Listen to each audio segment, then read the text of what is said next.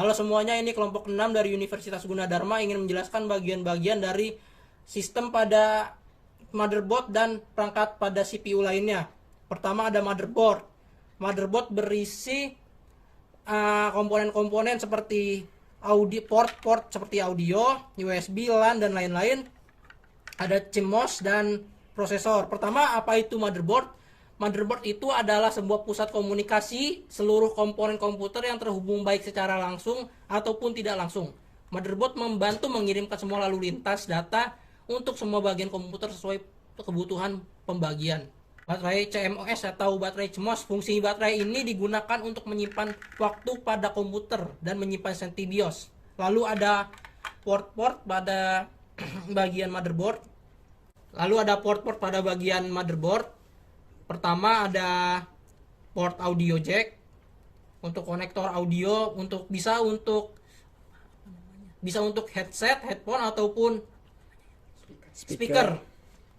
Lalu ada bagian USB yang atasnya port LAN. Ini USB untuk 3.0. Pada bagian kanan ini port VGA, yang sebelah sini, yang sebelah kirinya yang kecil ada port untuk proyektor, atasnya port untuk monitor. Ya, selanjutnya saya akan menjelaskan tentang prosesor. Nah, prosesor ini fungsinya yaitu melakukan operasi aritmatika dan logika terhadap data yang diambil dari memori atau dari informasi yang diberikan melalui beberapa hardware. Dan kemudian saya akan menjelaskan tentang kipas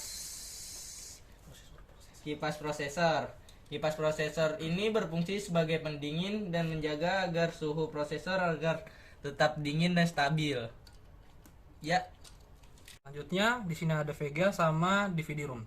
Pertama-tama saya menjelaskan tentang VGA.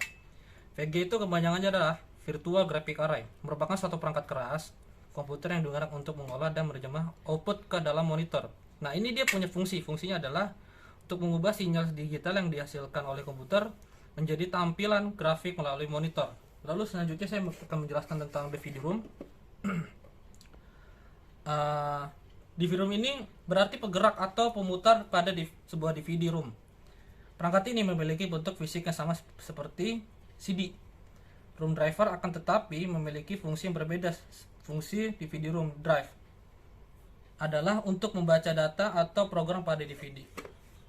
Oke, next di depan saya sudah ada satu buah hard disk yang berkapasitas 500 GB ya, dan juga dua keping RAM yang masing-masing RAM-nya berkapasitas 4 GB ya, dan juga DDR3 ya. Oke, pertama apa itu hard disk? Hard disk adalah hardware yang digunakan untuk menyimpan data pada laptop atau komputer. Media penyimpanan yang satu ini dia bekerja menggunakan piringan cakram yang bergerak dalam memproses datanya. Dan untuk RAM, RAM itu memiliki kegunaan untuk media penyimpanan sementara, juga untuk membantu kinerja prosesor, untuk mempercepat akses komputer, dan juga untuk memuat aplikasi. Ya, selanjutnya kita akan membahas yaitu power supply, yang tujuannya itu untuk menjadi daya cadangan dalam bentuk baterai yang bertujuan memasok daya ke satu lebih beban listrik ke beberapa komponen lainnya. Dan fungsinya itu pada komputer adalah sebagai perangkat keras yang memberikan atau menyuplai arus listrik yang sebelumnya diubah dari bentuk arus listrik yang berlawanan atau AC. Dan power supply ini mempunyai arus listrik yaitu 230 volt atau 5 ampere. Dan selanjutnya saya akan membahas tentang casing komputernya. Casing komputer itu adalah sebuah komponen yang paling penting untuk melindungi dari komponen-komponen yang ada di dalam seperti CPU dan lain-lainnya.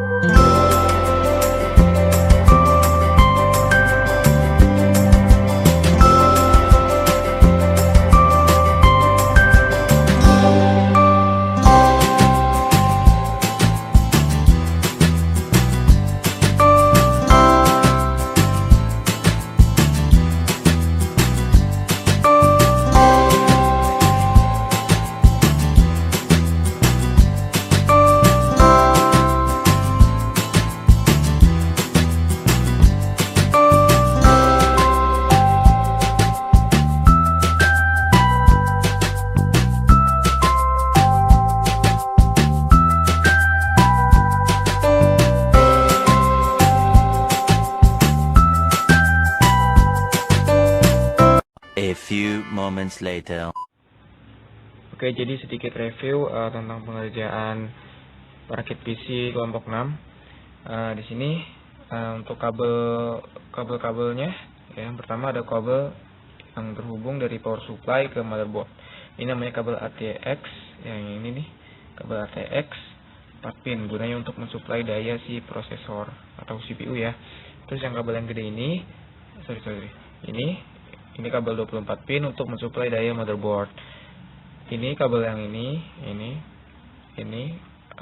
kabel fan ya, buat dayanya si fan biar bisa muter, juga bisa mendinginkan si CPU ya. Jadi dia ambil daya dari si motherboard gitu. Oh ya, untuk penambahan di sini kelompok kami supaya bootingnya lebih cepat ya, booting Windows, jadi kami tambahkan SSD di sini, hard disk di sini. Sama di hard disk dan SSD-nya juga ada supply ya.